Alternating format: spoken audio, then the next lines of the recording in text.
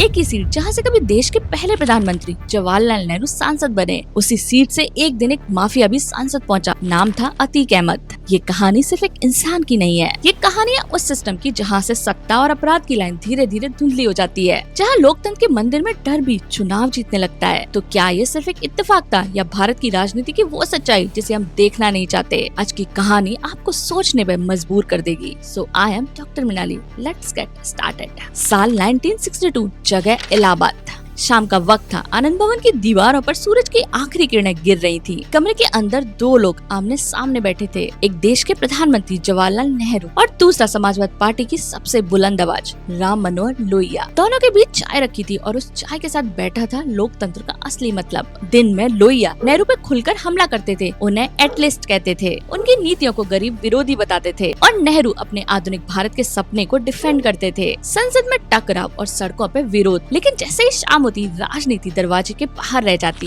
दोनों एक साथ बैठते, बिना कैमरे और बिना हेडलाइंस के। यहाँ कोई दुश्मनी नहीं थी, यहाँ सिर्फ मतभेद था। और यही था उस दौर का लोकतंत्र जहाँ इंसान पहले था और राजनीति बाद में। लेकिन इसी शहर में इसी साल एक और कहानी शुरू हो रही थी। कोई नहीं जानता था कि एक साधारण से घर में जन्म लेने वाला बच्चा आगे चलकर डर, सत्ता और अपराध का चेहरा बन जाएगा। नाम था अतीक अहमद। एक तरफ था विचारों का लोकतंत्र और दूसरी तरफ जन्म ले रहा था डर का लोकतंत्र। क्या ये सिर्फ एक संयोग था या सिस्टम के बदलने की धीरे धीरे शुरुआत? गरीबी, तंग गलियां और संघर्ष का भरा बचपन।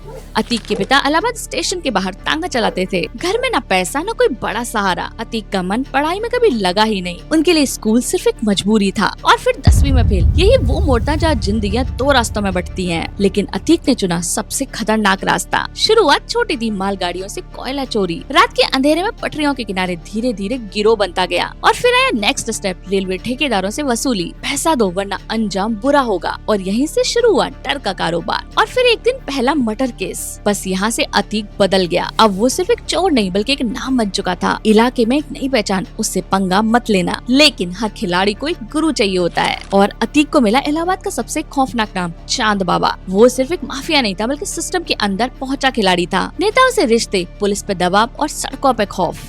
अतीक ने उनके साथ रहकर सीखा, असली ताकत बंदूक में नहीं होती बल्कि असली ताकत होती है डर की इमेज में। कैसे बिना गोली चलाए लोगों से पैसे निकलवाए जाते हैं, कैसे पुलिस भी नाम सुनकर धीरे धीरे चलने लगती है, कैसे अपराध धीरे धीरे पावर बन जाता है। 1989 इलाहाबाद की सड़कों पर एक नाम गूंज रहा था, अतीक अहमद। चुनाव का समय आया, कोई पार्टी उसको टिकट देने के लिए तैयार नहीं थी। कारण साफ था, उनकी पहचान एक अपराध की थी। लेकिन अतीक को समझ आ चुका था, अगर पावर चाहिए तो सिस्टम के अंदर घुसो। और अब वो निर्दलीय चुनाव लड़ता है और जीत जाता है। और यही से जन्म होता है बाहुबली राजनीति का, जहाँ वोट डर से निकलते हैं, जहाँ लोकतंत्र प्रभाव में बदल जाता है। बार बार जीत, पावर, पैसा और खौफ सब एक साथ। और फिर एंट्री होती मुलायम सिंह यादव की पार्टी में। अब अतीक सिर्फ एक अपराध का हिस्सा नहीं था बल्कि सिस्टम का हिस्सा बन चुका था। अब उसका डर कानूनी ताकत में बदल चुका था। 1995 लखनऊ, राजनीति का सबसे काला दिन। मायावती स्टेट गेस्ट हाउस में थी और अचानक भीड़ ने हमला कर दिया। दरवाजे तोड़े गए, गालियां, धमकियां, हिंसा। ये सिर्फ एक हमला नहीं था बल्कि लोकतंत्र पर हमला था।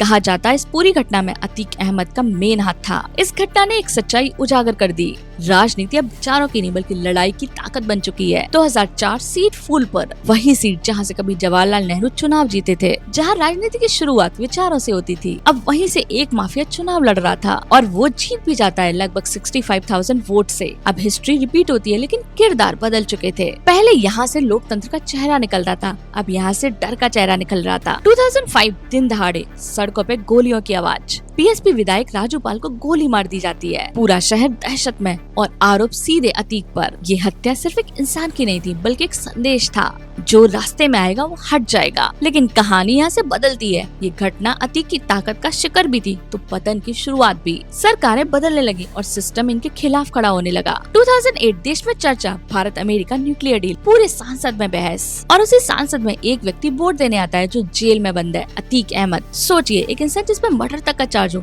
वो देश के भविष्य का वोट कर रहा है। ये लोकतंत्र है या सिस्टम की सबसे बड़ी विडंबना? 2017 के बाद राजनीति बदलती है, सरकारें बदलती हैं और पहली बार सिस्टम पूरी ताकत से खड़ा होता है अतीक के खिलाफ। 2023 उमेश पाल हत्याकांड, गवाह तक को खत्म कर दिया जाता है। लेकिन इस बार कार्रवाई और तेज होती है। अतीक का बेटा भी मारा जाता है। और फिर 15 अप्रैल 2023 रात में media coverage, live mode, Atiq और उसका भाई पुलिस कस्टडी में। और अचानक से गोलियों की आवाज और कुछ ही सेकंड्स में कहानी खत्म। 3 लड़कों को कैमरे के सामने गोली मार दी जाती है। रीजन नाम बताना था। और यही सबसे खतरनाक सच्चाई है। जिस डर पर अतीक ने राज किया, उसी डर ने नए अतीक को पैदा कर दिया। अगर आपको ये कहानी सोचने पर मजबूर कर दे तो इस वीडियो को ज्यादा से ज्यादा शेयर करो, क्योंकि कुछ कहानियां सिर्फ सुनने के लिए नहीं, समझने के लिए होती है। वीडियो पसंद आए तो वीडियो को लाइक कीजिए, चैनल को सब्सक्राइब नहीं किया तो सब्सक्राइब कीजिए। बाय बाय गाइस, मिलते हैं नेक्स्ट वीडियो में।